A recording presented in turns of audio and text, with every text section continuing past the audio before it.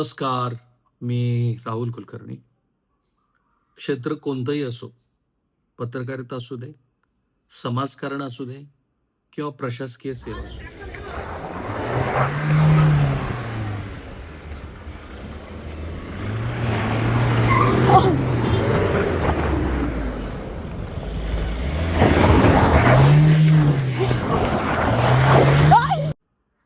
तिथे प्रामाणिकपणे काम करणं हे सतीचं वाण आहे.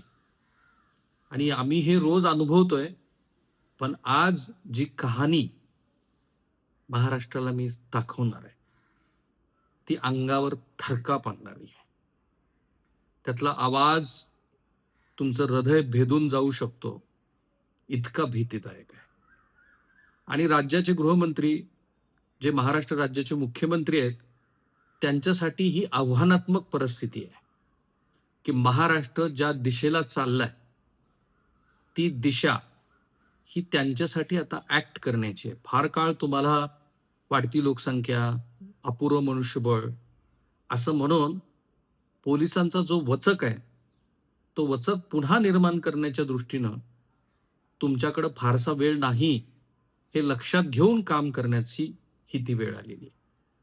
मी या व्हिडिओमध्ये दर 1 मिनिटाला तो आवाज तुम्हाला मी ऐकवणार आहे, जो एका महिला अधिकाऱ्याचा आहे, जिच्या जीवावर हा प्रसंग उठलाय. आणि आलेले हे अज्ञात गुंड हे आपल्या जीवाचं बरं वाईट करतील, याची त्या आवाजातनं व्यक्त झालेली भीती हे महाराष्ट्राचं प्रशासन, महाराष्ट्रातली सध्याची कायदा आणि सुव्यवस्था हे सांगण्यासाठी पुरेशी आहे.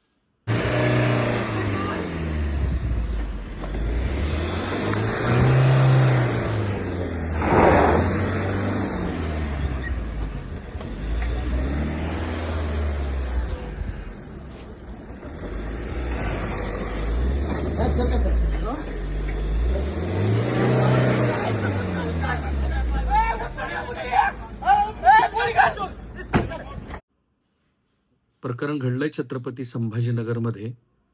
पण ते आत्ता अन्न आणि औषधी प्रशासन विभागाचे आयुक्त श्री तुकाराम मुंडे यांच्या टीमशी निगडीत आहे. आणि म्हणून मी म्हटलं की हे किती सतीचं वाण आहे. हा ऑडिओ ऐका.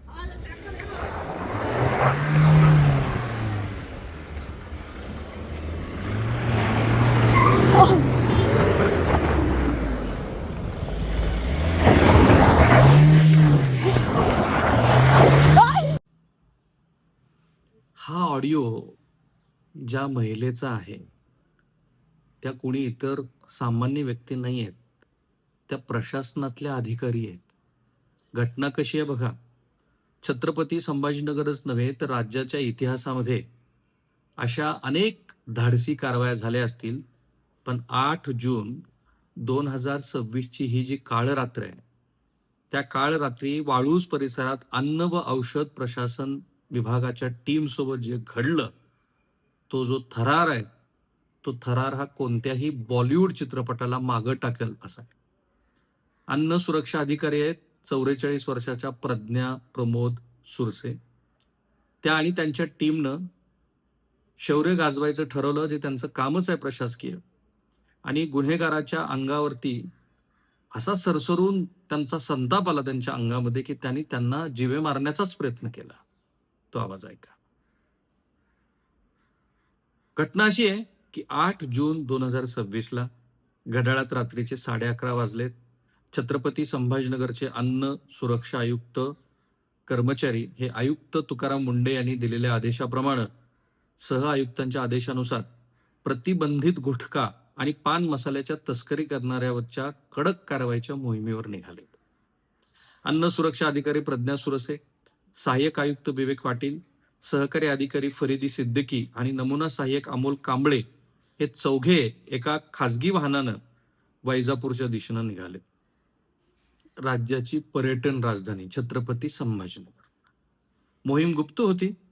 वैजापूरला पोहोचताच प्रज्ञा यांच्या मोबाईलवरती एका गुप्त बातमीदाराचा फोन खणखणला. मॅडम, गंगापूर तालुक्यातल्या रहिमतपूर इथं मे जी के रोलर फ्लोअर मिलच्या समोर एक आयशर टेम्पो उभा आहे. त्यात लाखो रुपयांचा प्रतिबंधित गुटखा भरलाय. आत्ताच गेलात तर गाडी सापडेल. तिथे काय घडलं हा आवाज ऐका.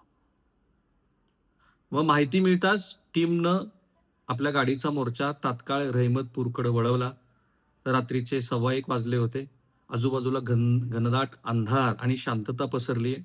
दूरवरून एक आयशर टेम्पो MH16 CD 8296 उभा असलेला दिसला. गाडीजवळ चालक किंवा कुणीच नव्हतं.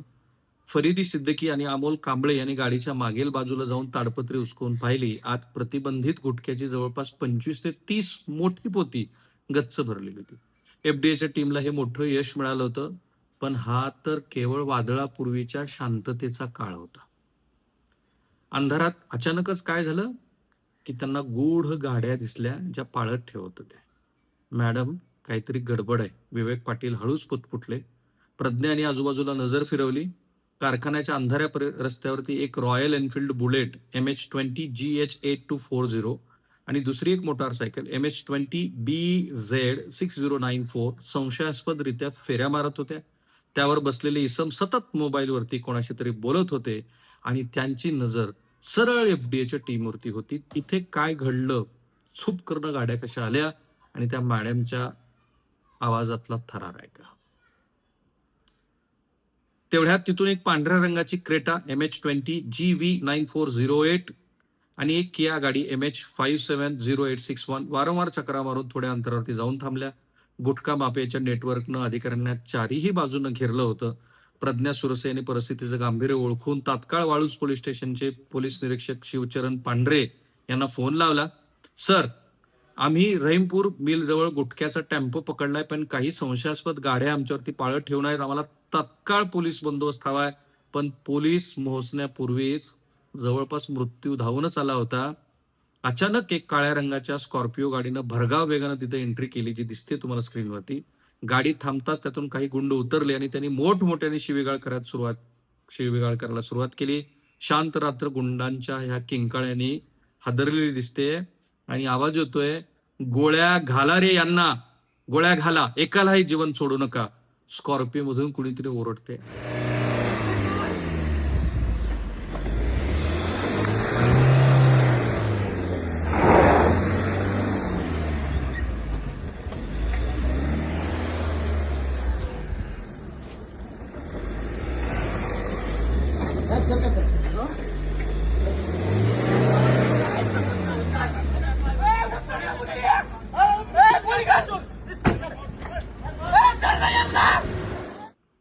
अंगाचा थरकाप उडवणारा तो प्रसंग आहे. गुंडांना कायद्याची भीती कसलीच नाहीये. ते कायद्याची सगळी भीती बाजूला ठेवून जड स्कॉर्पिओ प्रज्ञा सुरसे, विवेक पाटील आणि फरीद सिद्दीकी यांच्या अंगावरती घालण्याचा प्रयत्न करतायत. पळा पळा बाजूला व्हा असा आवाज आहे त्या व्हिडिओमध्ये. विवेक पाटील आणि सिद्दीकी यांनी वेगवेगळ्या दिशेला उड्या मारल्या आणि स्वतःचा जीव वाचला. पण प्रज्ञा सुरसे यांना अंधारात वेगाने पळता आलं नाही. हे पाहून स्कॉर्पिओच्या चालकानं क्रूरतेची सीमा पार केली. त्यानं गाडी पुन्हा मागे फिरवली आणि प्रज्ञा यांना जिवे मारण्याच्या उद्देशाने सरळ त्यांच्या दिशेने गाडी सुसाट सोडली. प्रज्ञा यांनी शेवटच्या क्षणी कसा बसा स्वतःचा बचाव केला. हा आवाज ऐका. या गोंधळाचा फायदा घेऊन स्कॉर्पिओ मधील एका गुंडानं धावत जाऊन गुटख्यानं भरलेल्या आयशर टेम्पोचा ताबा घेतला आणि तो भरधाव वेगानं पळून गेला. त्याच्या मागं पांढरी क्रेटा, किया बुलेट, ती काळी स्कॉर्पिओ धूळ उडत अंधारात गायब झाल्या, आपल्या कायदा आणि सुव्यवस्थेच्या चित्रावरती पूर्णपणे धुरळा उडवत. हा आवाज ऐका.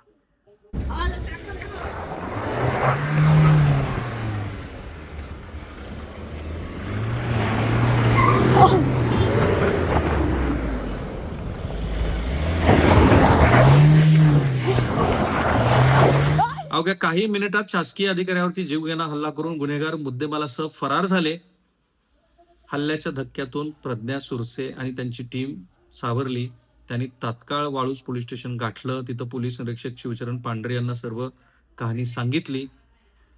त्यांनी गुन्हेगारांनी जी एक चूक केली होती की धाडसी प्रज्ञांनी पाळत ठेवणाऱ्या गाड्यांचे फोटो आणि व्हिडिओ आपल्या मोबाईलमध्ये कैद केले होते. सॅल्यूट टू हा. पोलिसांनी तात्काळ आपल्या यंत्रणा सक्रिय केल्या. बुलेट गाडीच्या क्रमांकावरून माग काढला. पोलिसांनी लिंबे जवळगाव परिसरात त्या बुलेटसह दोघांना ताब्यात घेतलं. पोलीस स्टेशनमध्ये आणून त्यांची कसून चौकशी केली. त्यांचं नाव आहे सुनील जयराम ढोले, वय वर्ष 33, राहणार टेंभापुरी. सागर रामकिसार झळके, वय 25, राहणार जिगठाण हे दोघेच बुलेटवरून अन्न सुरक्षा अधिकाऱ्यांचं लाईव्ह लोकेशन तपासत होते. ही माहिती गुटखा किंगपिनला देत होते. पोलिसांच्या खाक्या दाखवण्याआधी त्यांनी जे हे कृत्य केलं त्याचा आवाज ऐका. आता या कटामध्ये इतर लोक आणि साथीदार सहभागी आहेत. प्रभाकर सोळंके राहणार लिंबे जळगाव, नजीर शेख राहणार वाळूज, दत्ता सुभाष पाटेकर वय 30 राहणार तुर्काबाद, सद्दाम शेख राहणार वाळूज, परशुराम गायकवाड राहणार बीड. गुटखा माफियांचा हा कट किती भयंकर होता. प्रज्ञा सुरसे यांचा जीव थोडक्यात वाचला. त्यांच्या धाडसामुळे हे आरोपी अटकेत आहेत आणि आता पोलीस बाकीच्यांना पकडत आहेत. पण लक्षात घ्या की ह्या स्थितीमध्ये महाराष्ट्राची कायदा आणि सुव्यवस्था किती बिघडली आहे याचं ह्याच्यापेक्षा आणखी काय उदाहरण असू शकतं. महाराष्ट्रामध्ये कोणतंही काम करणं सतीचं वाण आहे. तिथे तुम्हाला जातीपातीवरून, तिथं तुम्हाला ह्या गुंडापुंडांच्या टोळ्या, तिथे तुम्हाला महाराष्ट्रात काय आदर्शवाद हवा ह्याच्यापेक्षा आपल्याला काय स्वार्थ आहे, आपल्याला काय मिळतंय याच्यात गुंतलेले काही लोक आहेत, जे तुकाराम मुंडे असू दे नाहीतर आणखी कोणी, या कोणाचाही शब्द नाही मला वापरायचा, पण त्यांच्या टीमवरती आत्ता झालेला जो हल्ला आहे ते उद्बोधक आहे की तुकाराम मुंडे यांनी चार्ज घेतल्यापासून ज्यांचे ज्यांचे धाबे दणाणलेत ते काय करू शकतात FDAच्या टीमचं.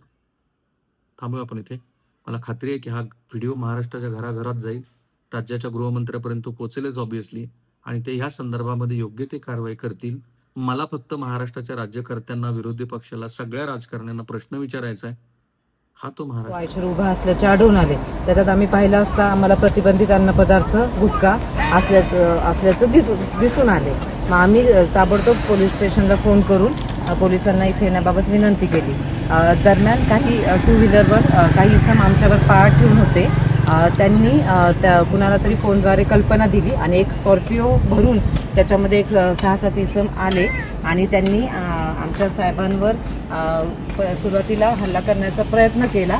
गाडी त्यांच्या अंगावर घालून त्यांनी दूर पळवून लावले आणि तसंच एका व्यक्तीस त्यांनी टेम्पोमध्ये चढून टेम्पो सुरू करून आयशर टेम्पो सुरू करून इथून पळून लावण्याचा प्रयत्न केला. मीनवाईल त्यांना मी समोरील बाजूस होते.